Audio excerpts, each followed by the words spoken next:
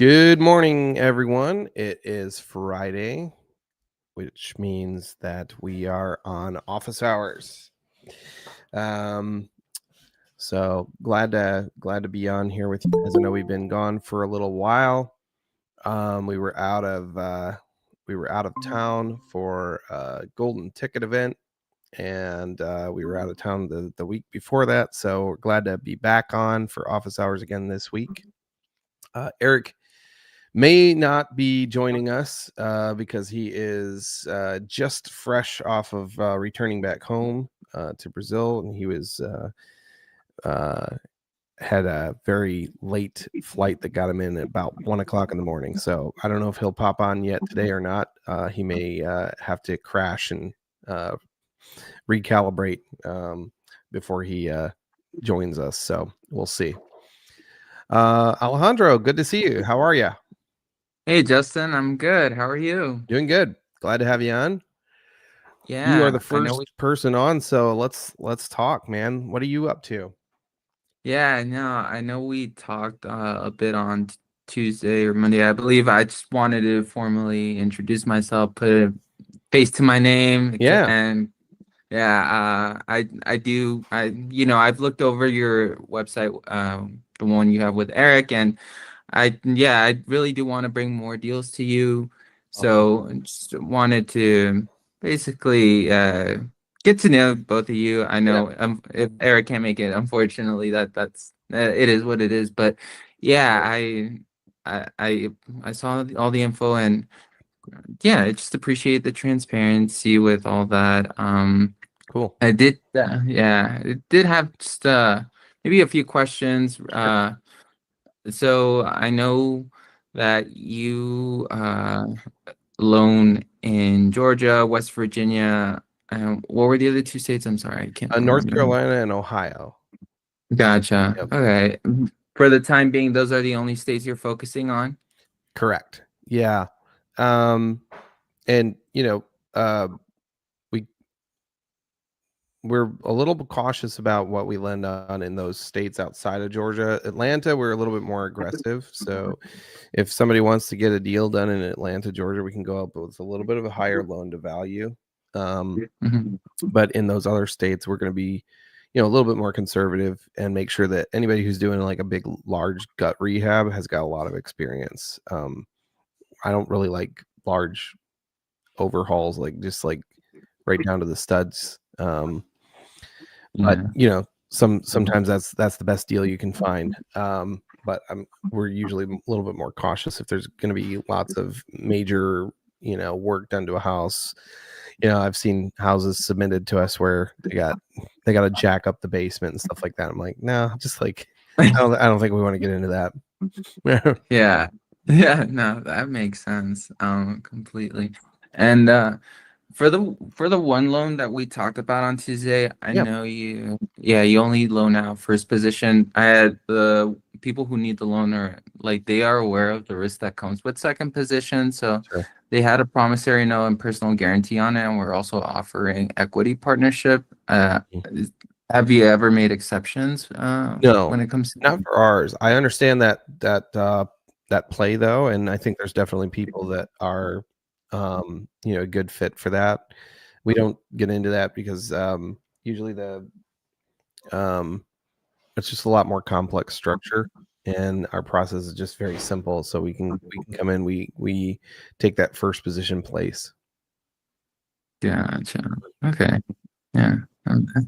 That makes sense. And I'm gonna assume like the level that you're playing at this point, I'm and correct me if I'm wrong. I'm gonna assume people come to you with deals you're not at actively looking for them as much, or is it? Yeah, we're always actively looking for deals as well, but we get deals submitted to us as well. So it's both. Yeah. I would say even most of the major players still have deals brought to them. Okay, We've gotcha. got um, other lenders we know that are major lenders in their area who still have people bird dogging for them and like finding deals. So actually, yeah, we'd like to have people doing that. Yeah. Okay, Where are you cool. located? Yeah, so I am located in Denver. Okay. I just moved here. I used to live in right outside DC in Northern Virginia, Mm, but I moved out here at the end of the summer. So, gotcha. yeah, I just needed a change of environment. But yeah, I've been in Gator since January. Okay. And that's when I started to actively get involved, take the courses and stuff. I'm still working on getting money of my own, like building credit, lines of credit, things like that. So since I don't have any money to lend out, I'm just looking to uh, gator wrestle and Sure. bring deals to people who have money to lend out. So Yeah, absolutely. Yep. I think that's actually a really good way to go. Definitely find and connect with some of the lenders, and find them deals. Most of the bigger lenders are going to be focused on first position. You can still find people that are open to second, but there's a few really good reasons why we don't like second position. And I know this like almost goes against community, because like that's the whole point. Pace loves lots of second position. It's what's gotten him to where he's at. Um, Mhm. uh, so I know there's a place for it and everything. There are definitely people who have that stomach for the second position, but I would say most second position, especially on sub two deals, super super super dangerous unless it's a crazy good operator like Pace. Obviously, like if you're lending on a deal to Pace, you're gonna get paid back. If you're lending to almost anybody else, um, there's a very high risk that you're not going to get your money back. Yeah, that makes complete sense. It just really comes down to the operator at that point, right? So Yeah. think of it as like I always put it this way, like I bring out my water jug all the time. How full is my water jug right now? It's kind of, you know, uh, Halfway. about almost, we're around almost the halfway point. If I fill that all the way to the top, uh, like way up to the top, and I actually overfill it, it's just going to spill all over, right? Yeah. So a house is similar in that house has only so much value in it, right? There is a possibility to over leverage the house. A lot of sub two deals end up being over leveraged, and I would also just say too that um that house also has to cover closing costs. It has to cover, it has to have enough equity to to cover holding costs, things like that. So those are the things that you got to really think about when you're lending on something like that. A lot of sub two deals, they will over borrow because they're in it for the long haul, right? And so if it's a good Mhm. operator and they actually are in it for the long haul and they're actually knowledgeable about what they're doing, it's possible that you could hang out in that deal for a long period of time. I don't understand why people will borrow for say 12 months. They'll just borrow private capital for 12 months and then they gotta figure out a way to cash them out at the end of 12 months. That house is not generating enough cash flow typically to cash somebody out. So they Yeah. have to go and raise that money again. And then it just ends up being this sort of endless cycle of I got to keep raising capital because the house, the asset itself can't possibly cash them out. So we like to do debt where the asset could cash us out. Yeah. Yeah. That makes absolute sense. So Uh, I, I would just say there's absolutely a way to structure deals like that and mhm. maybe uh, get into a deal where all of the equity is used up, but it needs to be an equity play. It needs to be a partnership, and you need to gain all the benefits. It shouldn't be debt.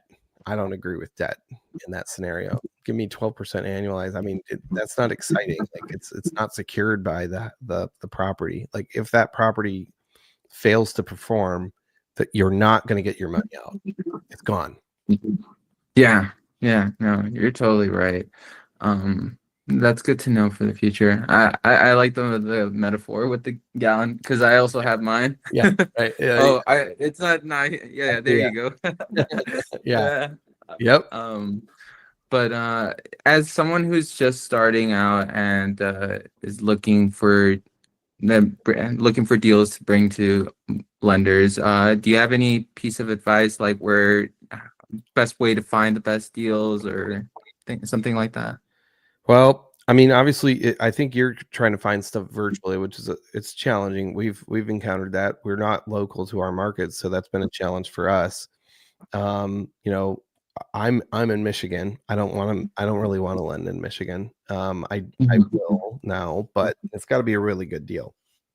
Because Michigan's is just a little bit tougher with foreclosure laws and things like that, and it's also kind of like the houses are cheaper. So how do you make your money as a lender? You make your money off of how much you lent out. So if I lend out on 50,000 or 100,000, it's not a lot of money for a lot of effort, if that makes sense. So Yeah. you know, lending out in say Atlanta, Georgia, or something where your average loan size is maybe 150, 200,000, then that starts to become a little bit more worth it to put your money out and do all the work of transacting and coordinating and, you know, working with title and all of that stuff.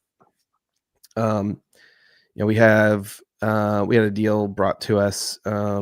We can do a lower dollar amount, but we had a deal brought to us that was like 50,000, and they really didn't want to pay the points or even a down payment on it, and so it was going to end up being, you know, cost prohibitive to them, and it wasn't really worth it for us because we weren't making a whole lot on the loan. I think we were aiming for $4,000 to $5,000, and that was all we would make on that deal for all the hours of working with it and servicing the debt. Like that's all we would end up making in 6 months on that one deal.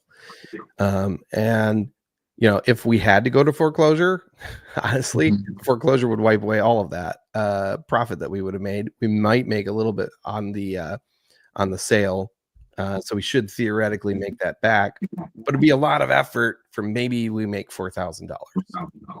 So not super exciting, you know. So usually at that dollar amount, it makes sense to just have sort of a flat amount where it's like, we'll do this one, but you know it's going to cost you a lot more to have that $50,000 loan proportionately than it would to get something that's like $150,000 loan, if that makes sense. Yeah, it does. Yeah. Okay. Good questions. Thank you. Steven, how are you? I see you got your hand up. You there, Steven? Oh, there you are. Oh, audio.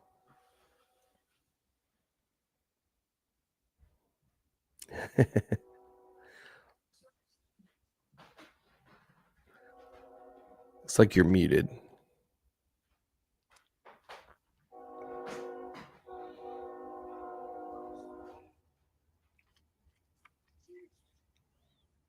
Well, while Steve's working on that, we can open it up for anybody else. Anybody else have any questions? Eric, great honest, good to see you. It's been a little while. Yeah.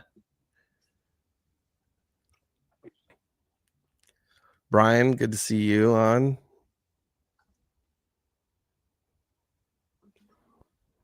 Good morning there, Justin. Yeah. My camera's not working today. I'm working from my remote home, so sorry about that. No worries. Get to see my beautiful face. Oh yeah, right.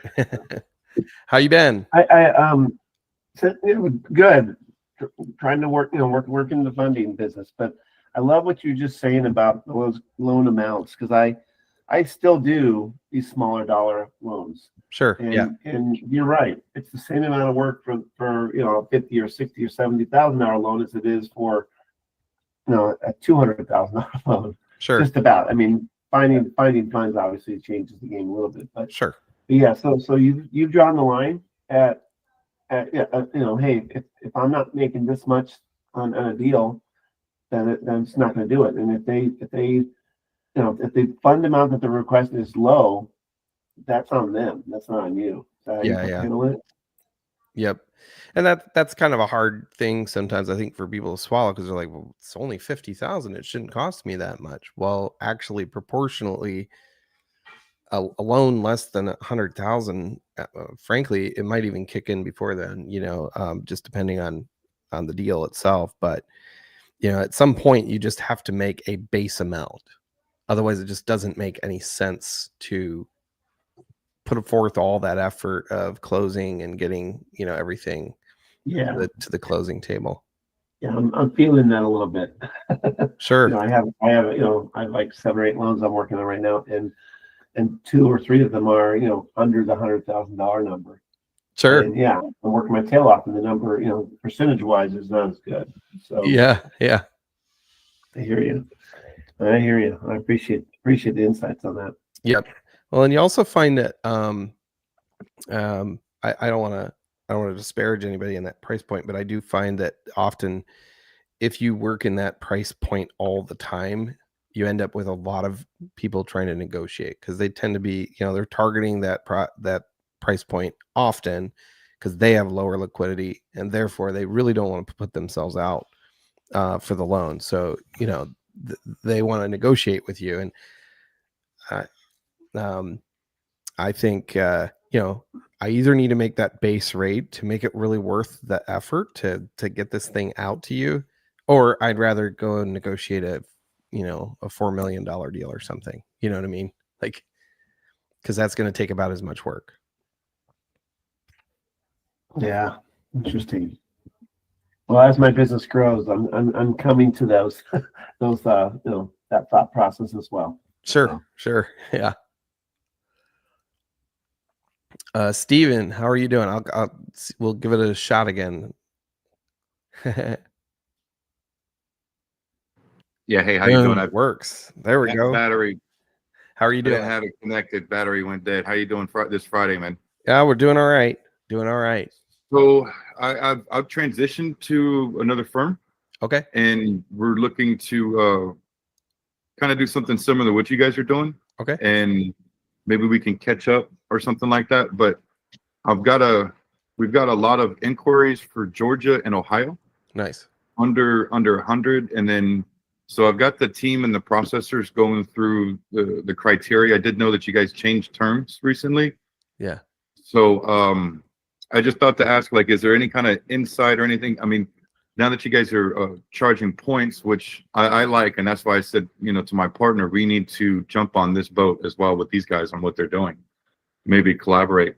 But is there any way, like, I think it's either between 2 and 3 points for that. Is that, I mean, we can always discuss offline, but is that workable at all with, a broker? And then also for DSCR, right now I'm getting quotes at 6% right now, 6.05%. Nice. With buy down options. So any takeouts that's needed, I'd love to see if we can collaborate on that also. Okay. Possibly. Yeah, sure. Yeah, we've got a couple of DSCR connections that we're working with as well, and we're actually looking for one that we can just permanently install into our company. Not that we wouldn't also refer out for anything that we can't handle, but yeah, we've got a couple of connections where we might even be able to strike up a partnership. But yeah, down for any collaboration. Yeah, we can on we're willing to, I mean, crawl, stand, step, walk, give us the opportunity first, right? Sure. And show quality of support. Yeah. The client's ideal. And then I don't see an issue with partnership or any of that. I've always been about deal flow, but sure, the proper deals for the proper deal flow. That's the big thing. And so I've brought in 2 loan officers as well, and I've explained your terms because I've got 2 that are working on something for North Carolina. Okay. And the biggest thing is the requirements is all the photos, right? Yeah. Yep. We don't have that. It's, some sellers say you can't even walk on the property. Yeah. Well, right. Well, good luck working with anybody there. Yeah. Right. Yeah. Yeah, I mean, it's hard to establish value if you have no idea. Like, I mean, it could theoretically be in great shape, or it could be literally falling in. It's like, how do you know? Well, especially like in Ohio, there's a lot of basements. Yeah, and termites. Right. So we need to see the basement really good. I remember that I worked with Eric on one of them. Yeah. On a video call. We need to get close-ups on the water heater. Close-ups on the electrical panel, the pilings, look up. Yeah. And all of that stuff, good decent photos. Because if you don't want us to show up and have that benefit of a tabletop assessment, we need to be able to visually see it. Yeah, right. You know, what do you think will be best if like we could schedule something with my partner as well on another time? I don't want to take up too much time here. I've got to go in a couple minutes. Would it be some, yeah, we sending you? My partner knows you as well, Icon. He's worked with you in the past, but I don't know. I just thought to see what would be best, like send out an email to you guys. Sure, that'd be fine. Yep, that'd be fine.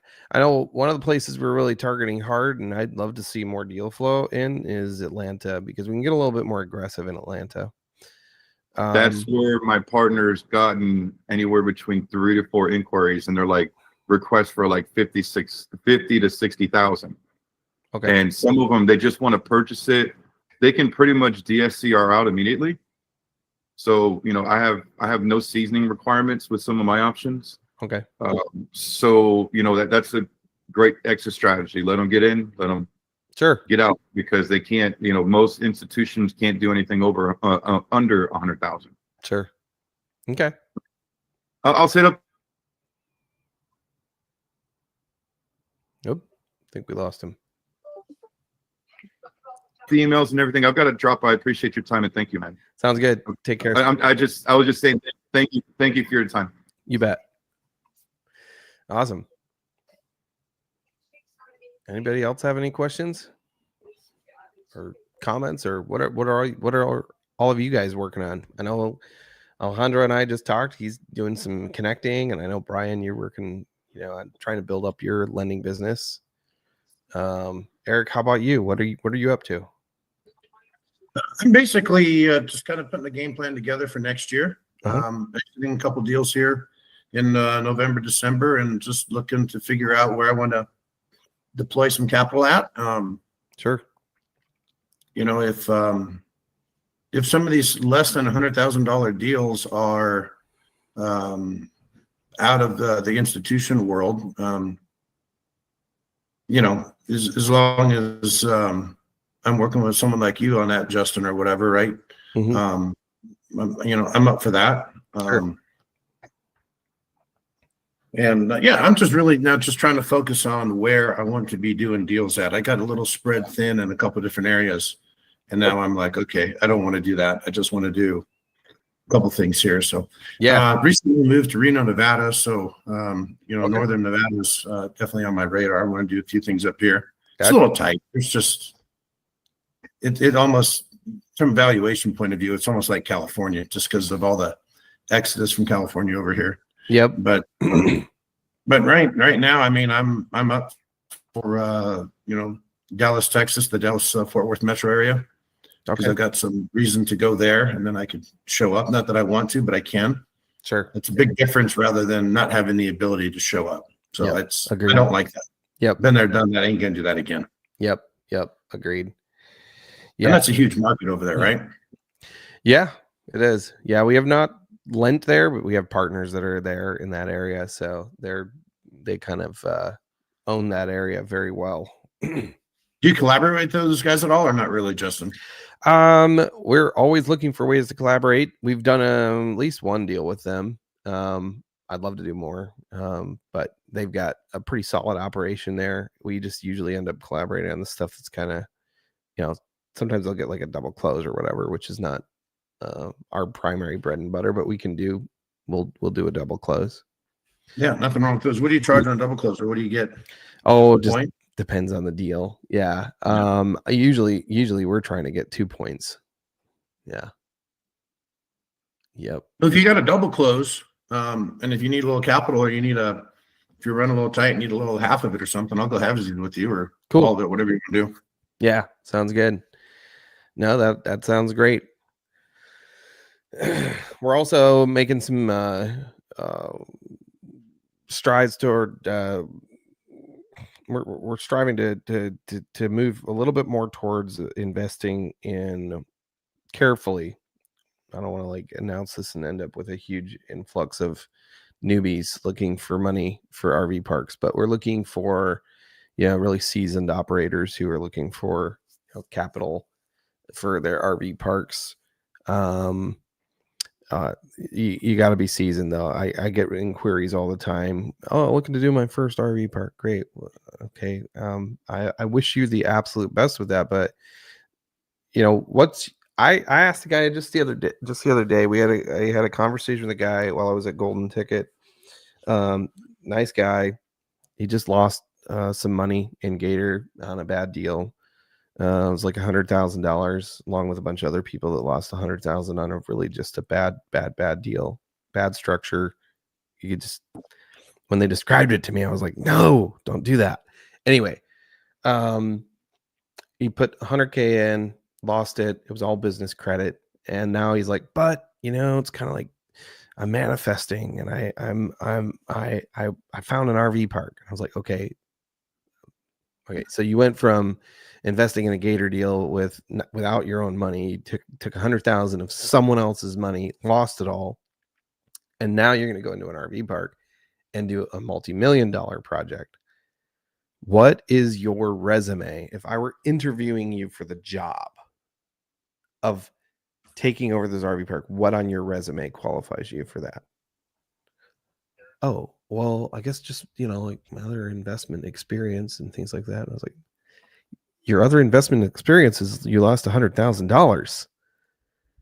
What qualifies you for that? You know, and I'm not trying to like belittle or throw you under the bus. I'm not even saying that you're done. Like, that's not what I'm saying at all. I'm just saying have the humility to recognize that you're not in a position to be like, oh, I'll just go start running this business with no business background. You know, have some humility, find a partner who's seasoned, bring them on, learn under them.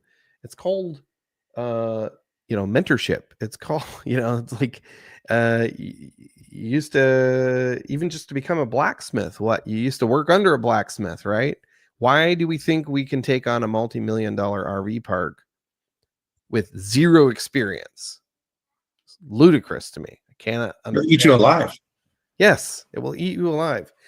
Yes, we've heard some great stories. I mean, I was just watching some Heather Blankenship stuff, and her first experience was she didn't know what she didn't know, and she bought an RV park without any experience, and she was sleeping on the office floor.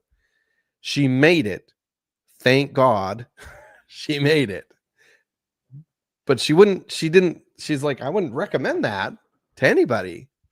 So just because some mentor of yours didn't know what they didn't know and survived it somehow does not mean that you need to be the person who doesn't know what you don't know and just like go jump out and break your neck. Like, learn from the experience.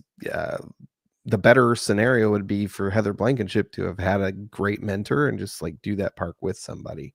So anyway, all that to say, we're interested in doing more RV parks with seasoned operators, proven track record, who are looking for additional capital, or even potentially at times an answer to the bank, you know, because we could potentially fund, you know, the whole thing depending on the size of the acquisition and stuff like that. It's possible that we could, but it's not going to be under our company that you see online. It's going to be something that would be more privately introduced. I agree with you. There's people confuse skill and luck. Yeah. And a lot of business guys are lucky. And when in retrospect, they look back and go, yeah, I just got lucky. I thought I was smart, but I was lucky. Yeah. Yep. It's a big difference. I've seen a lot of luck play out. I've got lucky a few times, without a doubt. Yeah. I've definitely And I've got burned a couple times. Yep. Learned from that, and a lot of in between. Yeah. Yep. I hear you. Were there some obvious red flags just then with that deal the guy did? Well, one was he said, yeah, we're buying at a 10 cap, but his net operating income was 250,000. They were buying for 3 million. So that was the first red flag, because a 10 cap would be 2.5 million. But so he was actually buying closer to an 8 cap, which is not really that great of a buy for an RV park right now. You should be closer to, you know, you should be somewhere in that realm of a 10 cap, especially if you need to do some sort of value add, or you got to bring the park up at all. So anyway, that was the first red flag. He didn't understand cap rate. So that made me very concerned for him. That's rough. Yeah. Yep. Yeah. I've actually also been bird dogging RV parks for Jordan and Renda. Yeah. Yeah. Okay. So yeah, like you learn so much so quickly when you're bird dogging these things. So Sure. like yeah, it's I've been doing it for like over a month now, and it's not as easy as it appears. It's definitely not. And like finding a good RV park, yeah, it's a challenge. Absolutely. Yep, it is. And it's funny. We have partners that we've invested with that are really solid operators, and they actually showed us a specific brokerage that made a specific statement to the sub-2 and creative finance communities. We thank you for your ingenuity and your creativity and your energy. However, they basically made a caveat statement. They're like, they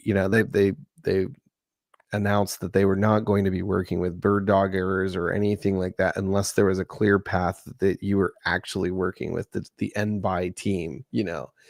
So they must have been getting hit with so many inquiries that their team was just like drowning in bird dog requests, which it can be tricky.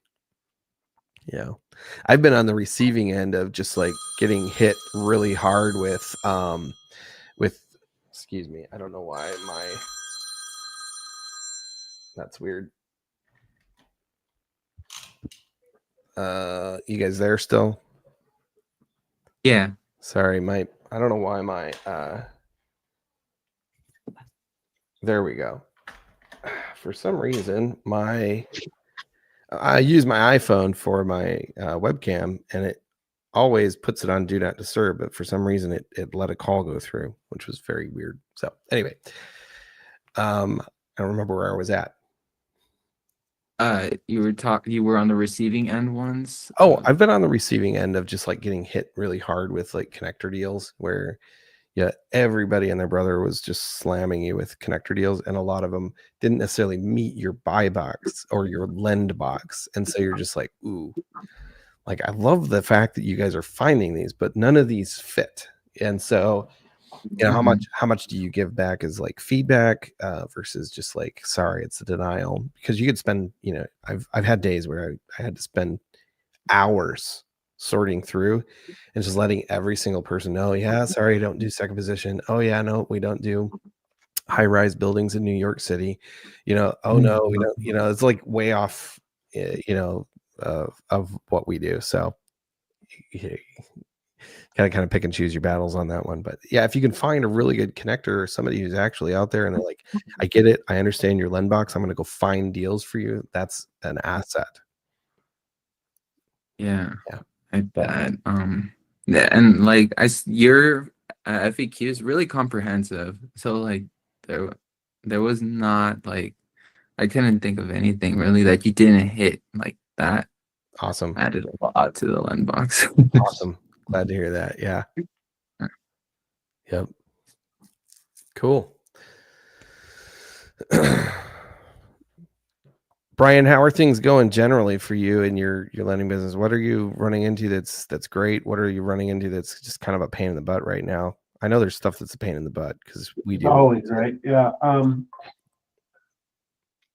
Yeah, I bought a 24-unit apartment complex about 3 months ago. Okay.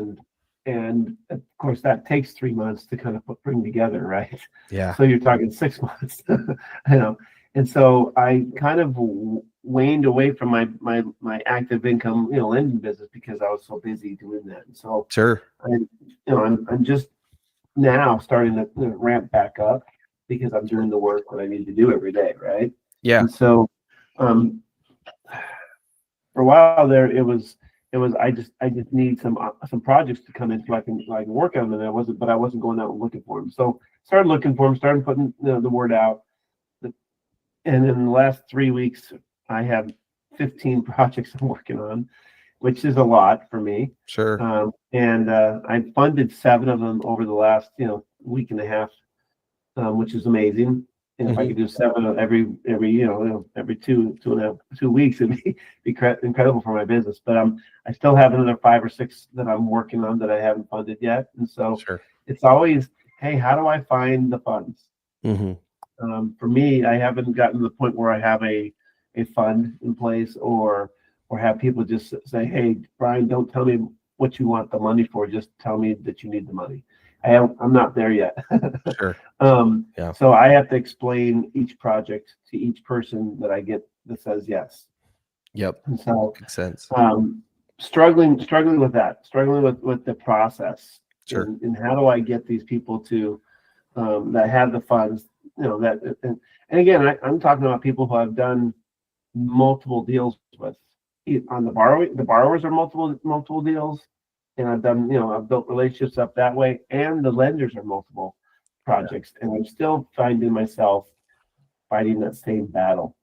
Hey, I've got this guy, he's borrowed from us 15 times, he's paid back 14 of those 15, he's about to pay back number 15, he's obviously doing the work, and we've got the relationship, so let's go. And the lenders on the, well, maybe I should get a bigger return.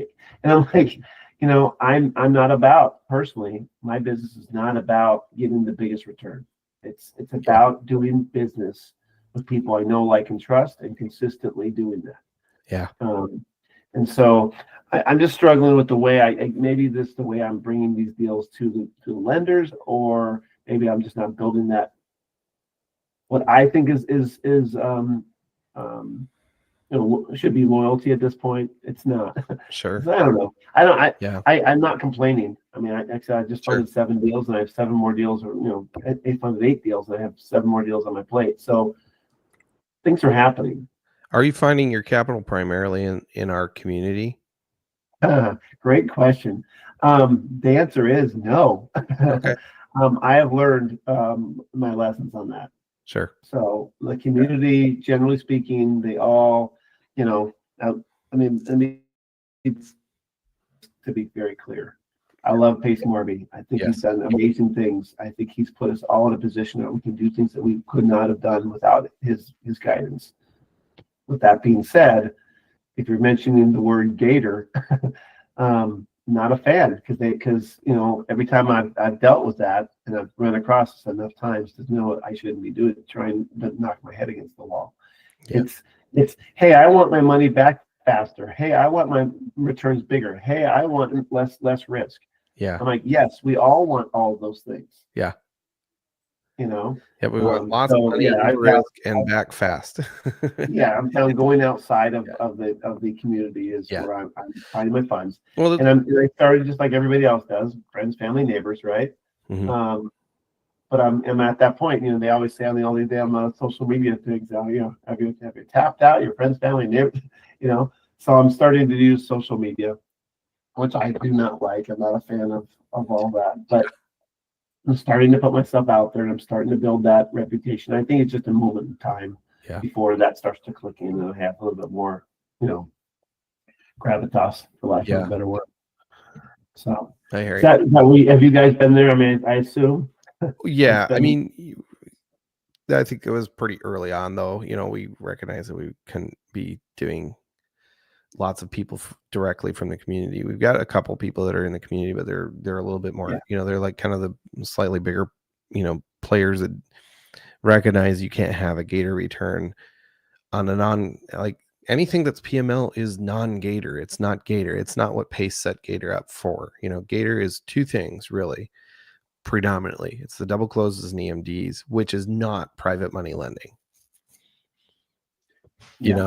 It's transactional lending with private capital, but private money lending, in the vein of, funding a fix and flip can't be at that rate. You'll screw the deal up. Yeah, it just doesn't make sense. Yeah. So you're right. It's funny you say that, because if someone comes to me, or if I end up in a conversation with someone who is a gator, that's the first thing I say. Are you into transactional, or are you into private money lending? And of course they don't know what that means half the time.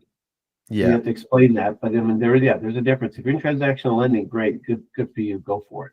Yep. I'm not.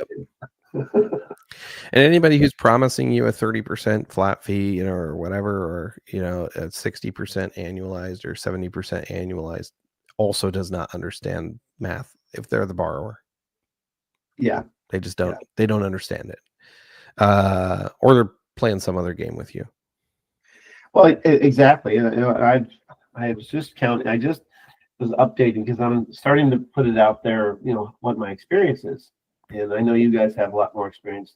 Maybe all three of you folks are here in the room, but I'm growing mine, right? And I've learned over 3 years. It's not. I don't have a 20-year career here. I don't have. In 3 years, I just started lending my own money at the beginning. Sure. So it went very slow at the beginning, but it's only been a year and a half, 2 years now that I've been really kind of going bigger. Sure. I've done 90 projects. I just was counting them all up. I'm like, more than okay, me. so now I can say that to people. You've done more than me. Use it. Yeah. So 90 projects is more palatable. I've lent out over $7 million, and so I'm starting to use these numbers because I'm trying to pump myself up a little bit. But I still feel like I'm a bit of a what's the word? You've done more quantity at a smaller dollar amount. That's all. That's it.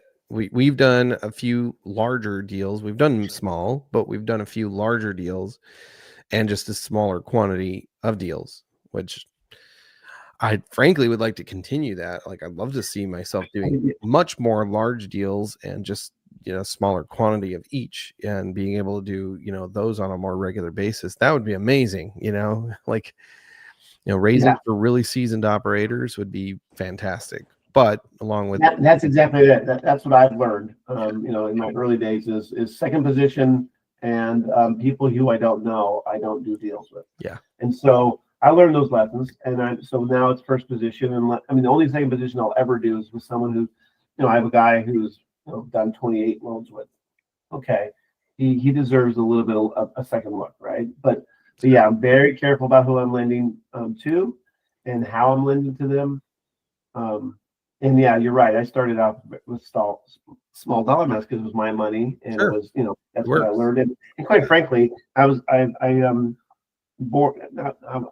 San Diego, California my whole life, so couldn't invest in San Diego, California for multiple reasons. I'm not going to go into right now for other, because I don't know who cares about what, but I never invested in California, so I started in the Midwest where I could afford it.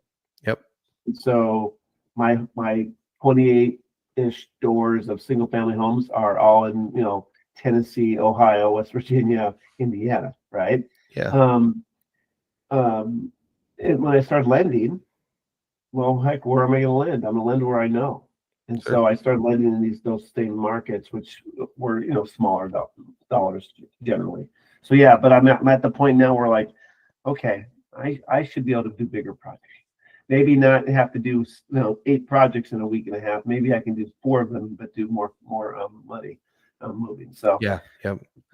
We have a mentor that has helped us with some of our, trying to help us position ourselves, because obviously when we switched out our product, that immediately cut off the deal flow because it was a totally different product. It's like a whole nother world, Brian. It's like, we were doing the flat fee stuff that was attractive to a specific audience, and we recognize we don't want to do that product anymore. Well, I don't know exactly what you guys have changed for. I missed a couple of these meetings, so maybe that's something I could be educated on another time. But yeah, I hear what you're saying. Yep. When I started, it was, hey, I want a flat fee, and then I got a lot of lenders who were loving these big numbers, and then I realized, wait, I've got relationships now that I want to cultivate. How do I build this operator's business, build with him, and do my business at the same time? I can't do it on these big flat fees. I'm killing him. Yeah. So I hear what you're saying. It's like, as you start to move how you realize how the relationships really have to move. Yeah. You start to exclude a lot of the people who are basically just coming in and grabbing the money. Well, you got, loans are divided into different sections. You got your, you got your ARV up here. You got, your base margin, which is like starting at 70% minus your rehab. And then your loan at closing should be below that, because this is what it's objectively worth right down here today before you put all that rehab in. So it's worth this much. Your loan needs to start out somewhere down here. The problem is, if you're doing a flat fee and you're deferring payments, well, regardless of whether they're doing work or not, your debt is going up against a value that may or may not be going up depending on whether or not they're taking action. Right. So if the borrower doesn't take action, my debt can climb to a point where it's actually kind of hard to get all of that back if I'm deferring my payments. So, there's a reason why every seasoned hard money lender always charges monthly payments. So we would lend and essentially vet that borrower. We'd do our best to vet them and see that they were, capable of doing it. And we had generally fairly good success with all of that, right? So we've got mostly borrowers who acted and took action on it. We had at least one borrower who didn't take any action at all. And so we're going to take it over. That's called knowing your borrower. Yeah, then we're going to have to take it over, and we're going to have to actually do the project. And I don't really want to be a fix and flipper primarily, but we'll have to flip it. And the problem is that as you're adding value, you're still, a hard money lender is going to be max at 70% loan to value, where our debt with deferred interest starts at 70 or below, oftentimes below 70% LTV, but climbs up and typically landed around the 74, 75%. So can I still make good on that? Yeah, I could. I can absolutely make good on all of that. And I can still get my money back, even if, they go a little later. But it basically just makes your security a little less when you did that project, that property, that product that way. Right. The other problem was we were offering potentially, no points, which all lenders make money on points. Like, that's where you make the majority of your money. Like, every seasoned lender is making their money primarily on the points up front, or if they're lending their own money, then they get to make a large amount off of the arbitrage eventually, right? If you're having to lend anybody else's money or bank money, a lot of hard money lenders, they're lending out hedge fund money. So yeah, they're making a little spread on that monthly rate as well, but they make a lot of their money on the front end with the points and the fees that they charge. Like, that's how they make their money. As a private money lender, if you're lending your own money, you're in good shape if you can lend it and still make all of that monthly revenue all to you. But if I got to lend somebody else's money, I got to make enough money for them to make sure that they make what they need to make at their rate, and maybe a small arbitrage for me, but the majority of my money comes in on the front end with points. Or with our former product, it all came on the back end. So we got a large chunk of change on the back end. But the problem is that when you advertise potentially no points, deferred payments, and if you get a really good deal, no down payment, you're going to get two types of people. A very small percentage of people who are actually seasoned and good entrepreneurs who are kind of curious, but usually tap out once they see what that deferred payment actually costs them.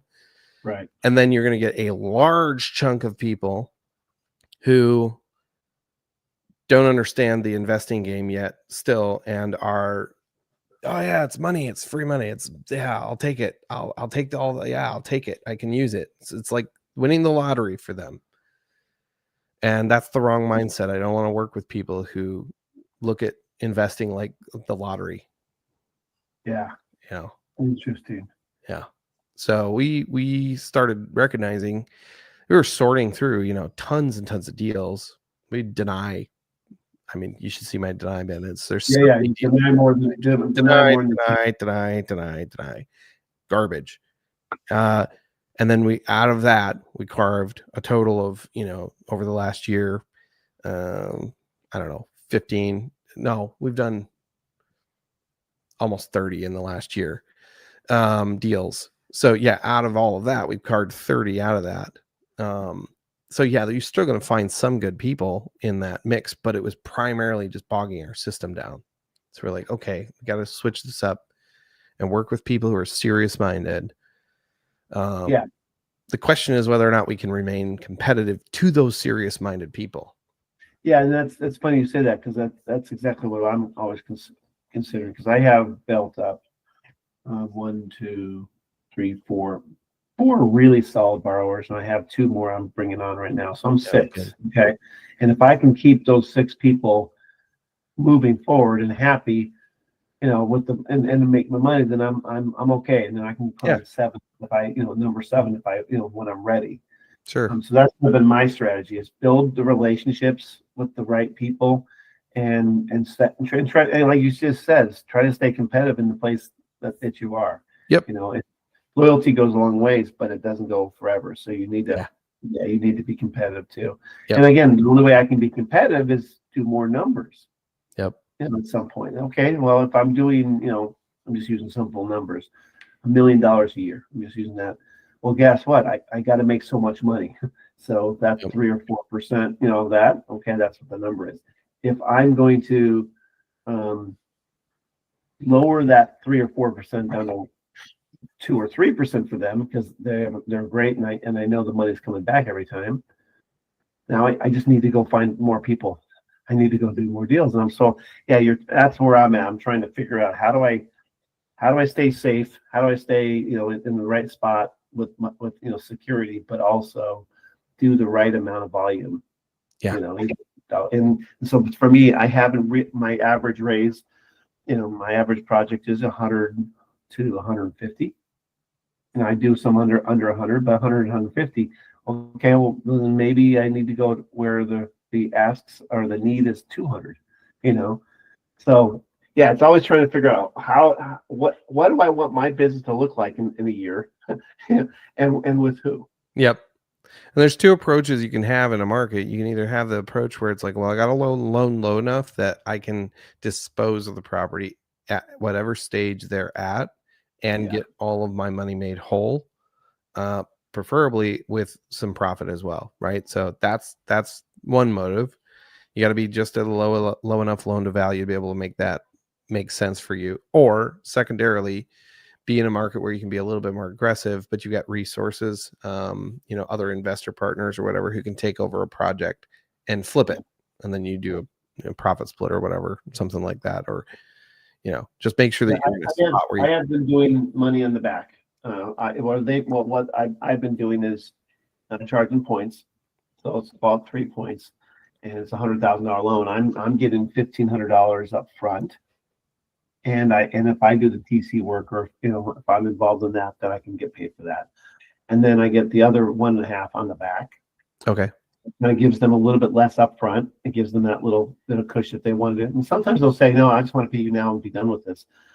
That's fine. But the lenders have been taking the money in the back, and I know that that's been something I need to fix. But I tell you what, I've gotten a lot of pushback from my borrowers when I said, hey, can we just do this on a monthly payment? And so I've been getting a lot of pushback. So I have not been able to bridge that gap yet. Yeah. What do you think about maybe, let's say the monthly payment, if I did that, the clean way would be $1,500 a month. But is there a way to maybe say, hey, can we do $500 a month? That way at the end, it's not so much. And my people are, I'm thinking, is there a hybrid moment where I can start to swing some of these people that I have great relationships with into lowering our risk by giving us something every month? Yeah, no, that makes sense. Yeah, I hear you. I mean, I think we're in a similar iteration where we got to figure out, we've got the new product. I think that we're able to offer a rate that is at least in the realm of what other private money lenders are. The question is whether or not we can differentiate ourselves enough from those other private money lenders to be able to develop those relationships. Be like, here's where we're competitive. Here's where we offer you the biggest value, which is, for us, we can close rapid fast. We'll be able to close in, as soon as title's ready. I mean, we've closed as fast as 48 hours. I don't like to advertise that, but we have. Yeah, you had. It's not comfortable, but It's not I have the too. I just preference don't by like any it. means, but we could if we really, really needed to. If they've got title ready. Otherwise, I'd say the average close is somewhere around a week. Yeah, mine's pretty is a normal. week to 2 weeks. Yeah. Yep. It literally comes down to depending on how much liquidity they have. Sure. Honestly, and so I hate that. I hate the fact that I'm in a position where it comes down to liquidity as well. I want to have the money and go, this is a good deal. We're going to move. Yeah. Right. Yep. So yeah, it's sure. like I said, this business has been tough, and it's a good business though. I love it. But it's So I'm actually just FYI, I'm just bringing in a partner finally. Damien and I have been talking. I know you've seen Damien on this. Yeah. But Damien is more of a realtor / he wants underwrite. He was trying to learn underwriting, and he's just it's just not his boat. So he's still a partner of mine for buying acquisition. The 24 unit I just bought, I mentioned earlier, I bought with him. Nice. So we're partners on those things. So we're doing that. But my partner Taylor, who's going to be my integrator, and I said, listen, I need to be a focus on what I need to be, what I'm good at. So I'm just starting to do the thing that you and Eric, I think, have been doing, which is, you do what you do good and stay there. Yeah. And work. So for sure. Yeah. Good things coming, but it's a lot of work. It is a lot of work. Yes. No doubt. And I want to say this, I know it's a small group today. I'm sorry my camera's not on. No worries. At my condo, and the camera just doesn't seem to be working for me. No worries.